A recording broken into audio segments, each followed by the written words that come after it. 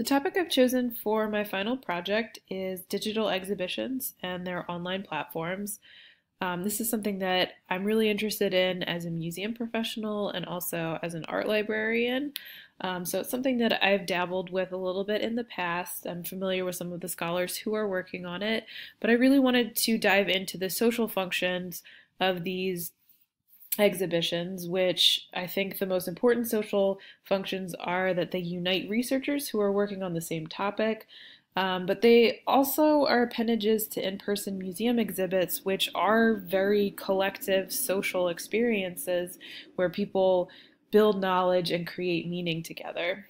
So I started with the idea about online exhibitions and the social components, and started with the questions about what's the efficacy and impact and communicative functions of these collective digital projects in opposition to what goes on in an in-person exhibition. In other words, how is the potential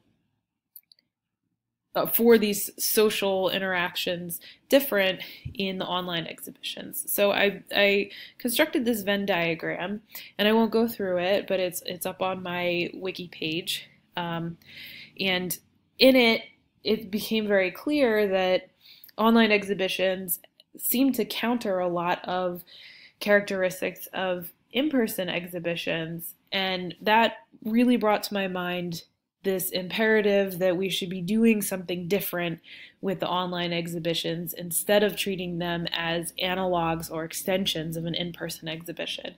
So I started to think about what possibilities there would be that could be explored in online exhibitions and not in in-person exhibitions.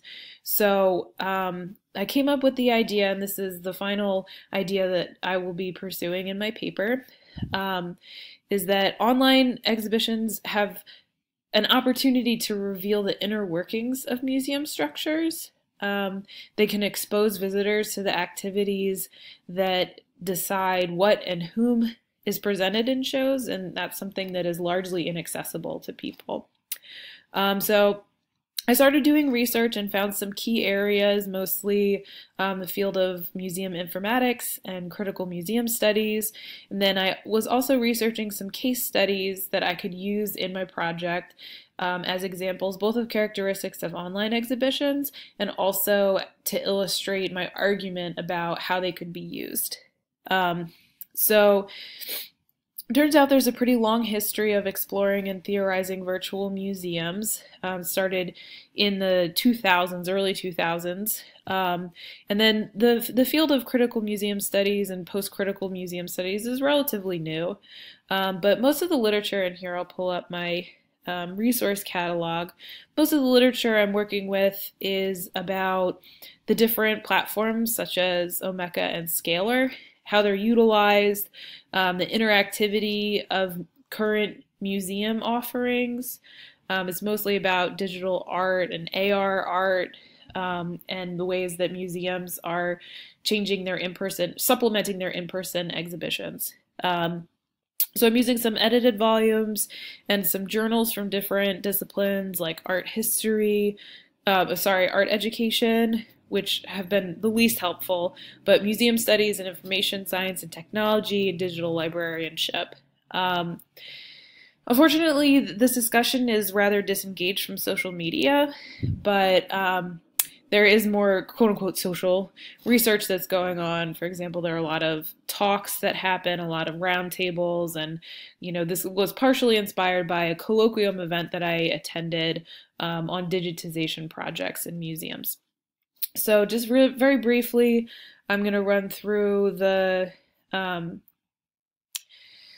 examples that I found. So you might be familiar with the Google Art Project, which is more geared towards tourists to be able to go and view the insides of museums.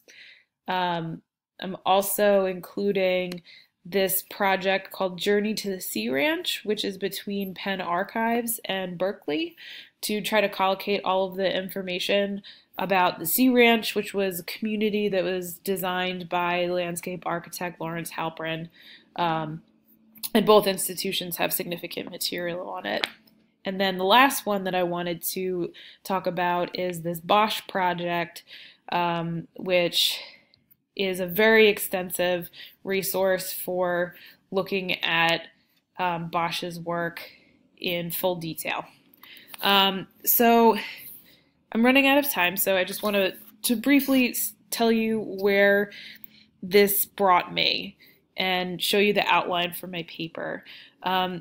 These projects, I'm going to talk about how the online exhibitions are not always treated as information objects, and since they are surrogates for real exhibitions, but they really say a lot and they really deserve to be treated as information sources in their own right. They have different objectives than an in-person exhibition, and sometimes they're for research use, sometimes they're for educational purposes, and sometimes they're for just tourism or exposure or marketing. And really what it boils down to is that interactive narrative is a basic formative of meaning and cognition in digital domains, and this isn't really being utilized by exhibition platforms now. The diverse audience is unutilized, and the interactivity of feedback and scholarly communication is not. And I hope that in the course of my paper, I'll be able to make a solid argument for why this is the perfect place for us to engage in those things.